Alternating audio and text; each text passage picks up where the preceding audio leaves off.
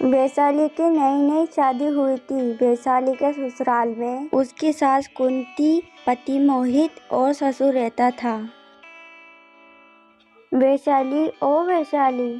जी माँ जी, आपने बुलाया, कुछ काम था क्या मुझसे? हाँ बहू, मैं सत्संग सुनने जा रही हूँ, मेरे साथ मोहित भी जा रहा है। माँ जी, मैं घर पर अकेले कैसे रहूँगी? अरे बहू, अकेली कहाँ, तेरे ससुर तो घर पे ही रहेंगे ना, और 2 ही दिन की बात है। ऐसा कहकर चली जाती है और रात का समय हो जाता है। वैशाली जब सो रही थी तभी उसका ससुर उसके कमरे में जाता है। तभी वैशाली की नींद अचानक से खुल जाती है और अपने ससुर को देखकर बोलती है, पापा जी, आप मेरे कमरे में इस वक्त क्या कर रहे हो? आपको कुछ चाहिए था क्या? आपने मुझे बुला लिया होता, मैं आ जाती। अरे बहू, मुझे भूख लगी थी, मैंने तुम्हें आवाज़ दिया था, लेकिन लगता है तुम गहरी नींद में थी, इसलिए मेरी आवाज़ तुम्हें सुनाई नहीं दिया, इसलिए मैं खुद यहाँ आ गया हूँ। हे भगवान, आज तो बच गया बाल बाल में। पापा जी, खाने में क्या बनाना है? अरे बहू, कुछ भी बना लो, जो तुम्हें अच्छा लगे वो बना लो। ठीक है पापा जी, पहले मैं नहा लेती हूँ, फिर खाना बनाती हूँ। ठीक है बहू, जैसी तुम्हारी मर्जी।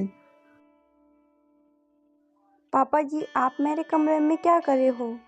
अरे बहू, मुझे भूख की वजह से चक्कर आ रहे, इसीलिए मैं तुमसे बोलने आया हूँ।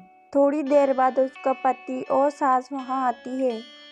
अरे माँ जी, आप आ गई, आइए आप, मैं आपके लिए खाना लगा देती हूँ। हाँ बहू, मुझे बहुत जोरों से भूख लगी है, तू मेरे लिए खाना लगा दे पहले। माँ जी, आप सफ़र में बहुत थक गई होगी, आप जाकर आराम कर लीजिए। ठीक है बहू, मैं सोने के लिए जा रही हूँ, मैं बहुत थक गई हूँ। रात बहुत हो गई है, चलकर थोड़ा आराम कर लो, तुम बहुत थक गई होगी। वैशाली और मोहित दोनों पति पत्नी अपने कमरे में सो रहे थे। तभी आधी रात के समय उसका ससुर कमरे के अंदर आता है और वैशाली अपनी पति से कहती है, मोहित जी उठिए, देखिए आपके पिताजी इस वक्त हमारे कमरे में क्या कर रहे हैं। उठिए और पूछिए अपने पिताजी से यहाँ क्या कर रहे हैं। भला इतनी रात गए हमारे कमरे में, क्या काम है इनको? पापा, इतनी रात को आप मेरे कमरे में क्या कर रहे हो? भला ऐसा क्या काम आ गया जो आप इतनी रात गए मेरे कमरे में आ गए हो? वो बेटा, वो मैं तो बाहर टहल रहा था, तो मैंने सोचा कि देख लूं कि तुम सोए कि नहीं सोए, और ऐसी कोई बात नहीं, मैं चलता हूँ। भला तुम्हें नींद नहीं आ रही थी तो तुम मुझसे बोल देते, यहाँ आने की क्या ज़रूरत पड़ गई तुमको?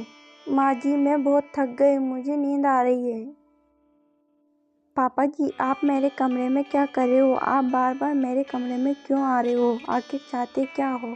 देखो वैशाली, मुझे घुमा फिरा के बात करना नहीं आती, इसलिए मैं साफ साफ कह देता हूँ, तुम मुझे बहुत अच्छी लगती हो, हमारे बारे में किसी को कुछ पता नहीं चलेगा।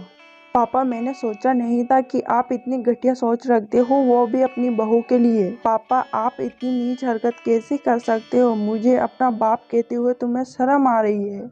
अरे बेटा, तू इस नीच आदमी के मुंह मत लग, ये तो है ही नहीं। बेटा, इससे कह दो कि ये मेरे घर से अभी कभी निकल जाए, ऐसे लोगों के लिए मेरे घर में कोई जगह नहीं है। अरे मैं ही पागल थी जो बहू की बात नहीं मानी मैंने। निकल जाओ मेरे घर से, मुझे तुम्हारी कोई ज़रूरत नहीं है।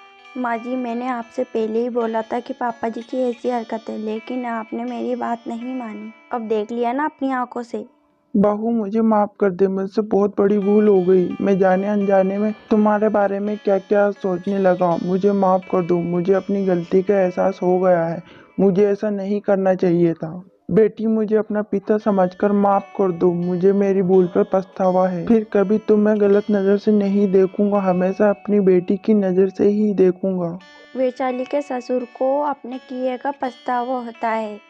वो अपने बेटे, बहू और पत्नी से माफ़ी मांग लेता है, जिसके बाद वो वैशाली को अपनी बेटी की तरह ही मानता है और सभी खुशी खुशी रहते हैं।